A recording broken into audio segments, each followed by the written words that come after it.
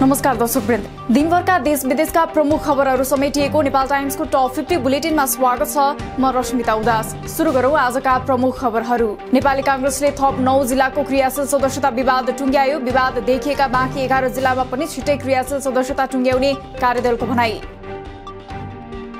सामुदायिक विद्यालयको शैक्षिक स्तर वृद्धि गर्न सरकार लागि परेको प्रधानमन्त्री शेरबहादुर देउवाको भनाई। सबैका लागि सहज पहुँच र गुणस्तरीय शिक्षा प्राप्त गर्ने सरकारको अभियानमा साथ दिन पनि सम्बन्धित सबै पक्षलाई आह्वान। मुलुकको शैक्षिक, सामाजिक तथा आर्थिक क्षेत्र निर्वाध रूपले सञ्चालन हुने गरी सरकारले खोप अभियानलाई प्रभावकारी रूपले अघि बढाइरहेको ऊर्जा मन्त्री पम्फा भुसालको भनाई। कोरोनाको विपदले सूचना प्रविधि क्षेत्रको विकासमा लाग्न ठूलो पाठ सिकाएको स्मरण।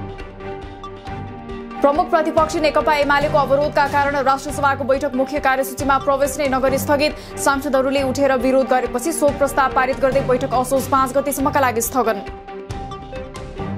आउँदो निर्वाचनबाट माओवादीलाई पहिलो पार्टी हुनबाट कसैले रोक्न नसक्ने माओवादी अध्यक्ष प्रचण्डको भनाई। संविधान संशोधनका लागि सडकमा जानुपर्ने अवस्था आउन सक्ने तर्क। प्रतिपक्षका जायज मागलाई सम्बोधन गरी संसद सुचारू गर्न एमालेद्वारा सरकार र सभामुखको ध्यानाकर्षण। प्रतिपक्षको अवरोधका कारण बजेट समयमा पारित नभएको जस्तो गरी सरकारले भ्रम सिर्जना गरेको उल्लेख। नेकपाबाट प्रचण्ड गुट मात्रै अलग भएको एमाले अध्यक्ष केपी शर्मा ओलीको दावी। माओवादीका मुख्य नेताहरू एमालेमै रहेको भन्दै माधव नेपालको बुद्धिमा लागेर प्रचण्डले आफ्नो नेतृत्वको सरकार ढालेको आरोप।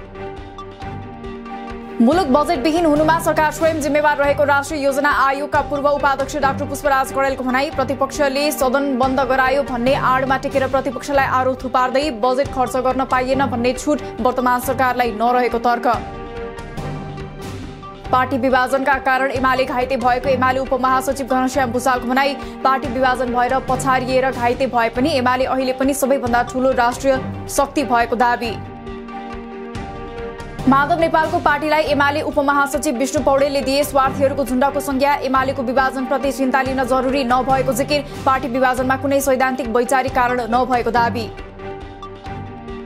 सरकारकै कारण बजेट होलिडेको अवस्थामा पुगेको एमाले उपनेता सुभाष नेमाङको भनाई। सभामुखको भूमिका पनि विभेदकारी भएका कारण आफूहरूले विरोध गरेको तर्क। एमाले विरुद्ध असफल नेताहरूको गठबन्धनले घेराबन्दी गर्ने कोसिस गरेको एमाले नेता टोपबहादुर रायमाझीको तर्क। एमाले र माओवादी बीचको एकता हुँदा प्रचण्डले पापी मन राखेर एकता गरेको रायमाझीको आरोप। असोज 22 गते प्रदेशसभाको अधिवेशन बोलाउन प्रदेश एक सरकारको सिफारिस। प्रदेशसभामा मुख्यमन्त्री भीम आचार्यले विश्वासको मत लिने। 92 प्रदेशमा सदस्य रहेको प्रदेशमा बहुमतका लागि 47 मत आवश्यक। अल्पमतमा रहेका प्रदेश 1 का मुख्यमन्त्री भीम आचार्यद्वारा मन्त्री परिषद विस्तार। प्रदेशमा 2 जना मन्त्री र 3 जना राज्य मन्त्री नियुक्त।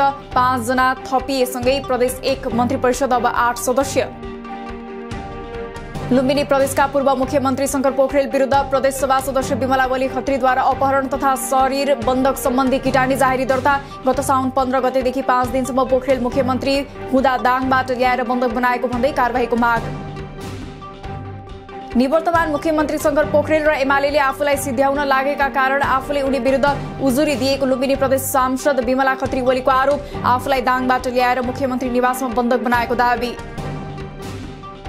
नेपालमा आज 16,800 बढीमा गरिएको परीक्षणमा थप 1,760 जनामा कोरोना संक्रमण पुष्टि। आज 1,220 जना डिस्चार्ज। आज थप 7 जना सहित हालसम्म कोरोना संक्रमणबाट ज्यान गुमाउनेको संख्या 10,991 पुग्यो। हाल देशभर 26,307 सक्रिय संक्रमित। काठमाडौँ उपत्यकाका अधिकांश विद्यालयमा दशैं अघि भौतिक उपस्थितिमा पठन पाठन सञ्चालन नहुने। महामारीको जोखिम कायमै रहेकाले विद्यार्थी संख्या धेरै भएको विद्यालय तत्काल खोल्न हतार नगर्ने सहमति। कोभिड संक्रमणका कारण विगत 5 महिनादेखि बन्द ताप्लेजुङ स्थित प्रसिद्ध तीर्थस्थल पार्थिवरा मन्दिर भक्तजनका लागि असोज 1 गतेदेखि खुला गरिने।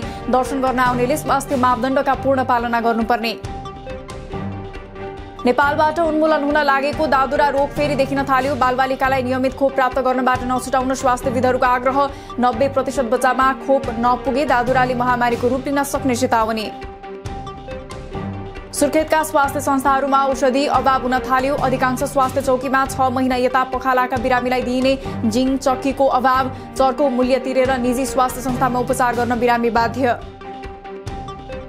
चिकित्सा शिक्षा आयोगले प्रकाशन गरेको स्नातक तहको छात्रवृत्ति तथा विदेशी तर्फको म्याचिङ सिटको पूर्व मनोनयन सूचीमा उजुरी। अब छानबिन गरिने र सूची परिवर्तन हुन सक्ने आयोगको भनाई।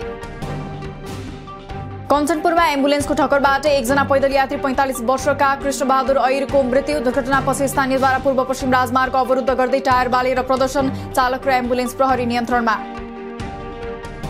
महामारीका कारण साउनमा स्थगित कक्षा 12 को परीक्षा आजदेखि सुरु। असोज 8 गतेसम्म हुने परीक्षाका लागि 3,74,413 विद्यार्थी सहभागी। कोरोना संक्रमित विद्यार्थीलाई पछि परीक्षा दिन पाउने व्यवस्था गरिने।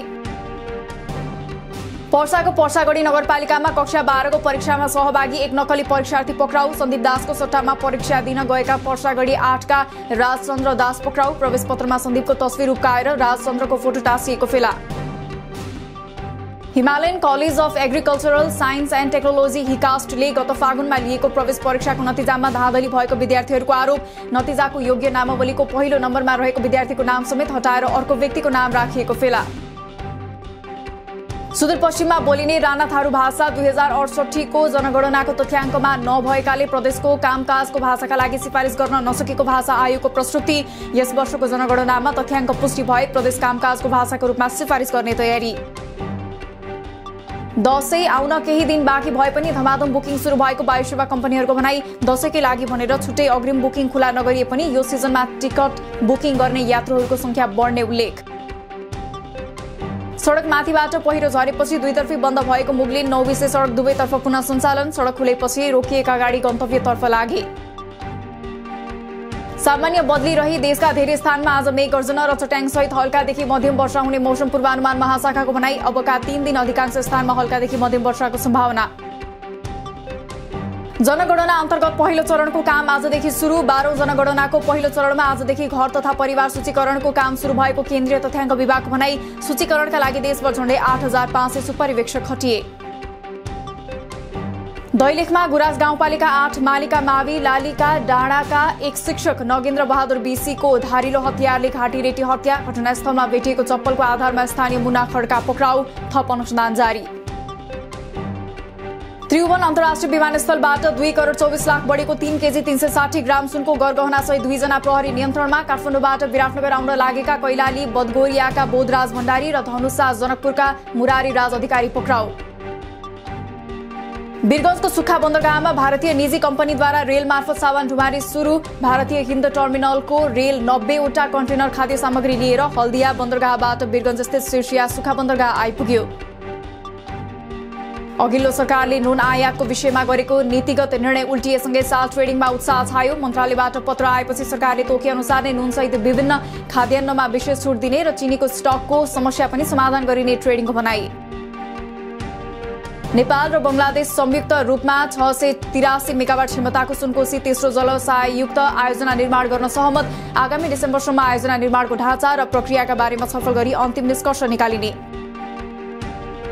12 वर्ष अघि 2066 सालमा घोषणा भएको दोधारा चाँदनी सुक्खा बन्दरगाह निर्माणका लागि आवश्यक काम अघि बढाइयो। बन्दरगाह सुदूरपश्चिम मात्र नभएर मुलुककै विकासको मेरुदण्ड हुने एमाले नेता लेखराज भट्टको दावी। कर्णाली प्रदेशमा खाद्य बालीको उत्पादन बढेको र तरकारी उत्पादन घटेको राष्ट्र ब्याङ्कको एक अध्ययन सार्वजनिक। धान बाली 3.81, मकै र कोदो बाली 17.45% उत्पादन बढ्दा तरकारी उत्पादन 2.26% घट्यो। मुलुकको आन्तरिक राजस्व दोब्बर गर्न सकिने सम्भावना रहेको भन्दै अर्थमन्त्री शर्माद्वारा योजना पेश गर्न विभागलाई पुनः ताकेता। कर पुनरावलोकन आयोग गठन गर्ने तयारी। अब नागरिकता र प्यान नम्बर सँगसँगै बाँड्ने, जसले करको दायरा विस्तारमा सहयोग पुग्ने अपेक्षा। विद्यालय क्षेत्र सुधार र स्वास्थ्य क्षेत्रको सुदृढीकरणका लागि विश्व ब्याङ्कले दियो 5 अर्ब 87 करोड ऋण। सहायताले सार्वजनिक खरिद, वित्तीय व्यवस्थापन, सूचना व्यवस्थापन तथा अधिक उत्तरदायित्वका लागि नागरिक संलग्नताका क्षेत्रमा सुधार ल्याउन सघाउने विश्वास। शेयर बजार आज बुधबार पनि घट्यो। नेप्से आज 40.26 अङ्कले घटेर 2889 बिन्दुमा झर्यो। आज 5 अर्ब 35 करोड रुपियाँको शेयर कारोबार। सुनको भाव आज तोलामा 600 रुपियाँले बढेर 91,200 रुपियाँ पुगेको नेपाल सुनचाँदी व्यवसाय महासंघको भनाई। चाँदीको भाव भने स्थिर रहँदै तोलामा 1200 रुपियाँमै कारोबार। नेपाली क्रिकेट टोलीका लेग स्पिनर सन्दीप लामिछाने अन्तर्राष्ट्रिय क्रिकेट परिषद आईसीसी को ओडीआई वरियताको शीर्ष 100 मा सन्दीप नेपालबाट शीर्ष 100 ओडीआई वरियतामा पर्ने पहिलो खेलाडी बन्न सफल। 6औं संस्करणको एनबीए महिला तथा पुरुष क्लब भलिबल च्याम्पियनशिप असोज 10 देखि 16 गतेसम्म हुने च्याम्पियनशिपमा पुरुषतर्फ 12 टिम र महिलातर्फ 6 टिमको सहभागिता रहने। UEFA च्याम्पियन्स लिगको नयाँ सिजन 2021-22 को दोस्रो दिन आज समूह चरणको पहिलो राउन्डको विभिन्न 8 खेलमा प्रतिस्पर्धा हुँदै आज समूह C, D, A र B का खेलहरू हुँदै। तालिबान समूहबाट भएको मानव अधिकार उल्लङ्घनबारे छानबिन गर्न अफगानिस्तानको विघटित सरकारका राजदूतको संयुक्त राष्ट्र संघसँग आग्रह। अफगानिस्तानमा हालै मात्र सरकार बनाएको तालिबानभित्र आन्तरिक विवाद देखियो, विवादलाई औपचारिक रूपमा पनि अस्वीकार। राष्ट्रपति जोवेनल मोइसेको हत्या अनुसन्धानमा तानिएपछि हाइटीका प्रधानमन्त्री एरियल हेनरीमाथि प्रतिबन्ध। अहिलेसम्म घटनामा संलग्नताको आरोपमा 44 जना पक्राउ। उत्तर कोरियाद्वारा पुनः 2 ब्यालिस्टिक मिसाइल परीक्षण। उक्त मिसाइलको क्षमता जापानसम्म आक्रमण गर्न सक्ने किसिमको रहेको जानकारहरूको भनाई। क्रुज मिसाइलभन्दा ब्यालिस्टिक मिसाइल धेरै खतरनाक। र कोरोना खोपको उपलब्धिले नेपाली श्रमिकको श्रम गन्तव्य देश कुवेतमा कोरोना संक्रमण दर घट्दो। कुवेतमा संक्रमण दर 0.3% झर्यो। संक्रमण मुक्त हुनेको संख्या पनि 79.09% पुग्यो। दिनभरका देश विदेशका प्रमुख खबरहरू समेटिएको नेपाल टाइम्सको टप 50 बुलेटिन अहिलेलाई सकियो। हामी भोलि फेरि टप 50 समाचारका साथ उपस्थित हुने नै छौं। नेपाल टाइम्सको युट्युब च्यानल सब्स्क्राइब गरिदिनु भएकोमा र फेसबुक पेज लाइक गरिदिनु भएकोमा धन्यवाद। ताजा खबरहरू नेपाल टाइम्सको अनलाइन पोर्टल www.nepaltimes.net मा पनि गएर हेर्न सक्नुहुनेछ। नेपाल टाइम्स हेर्दै गर्नुहोला। नमस्कार।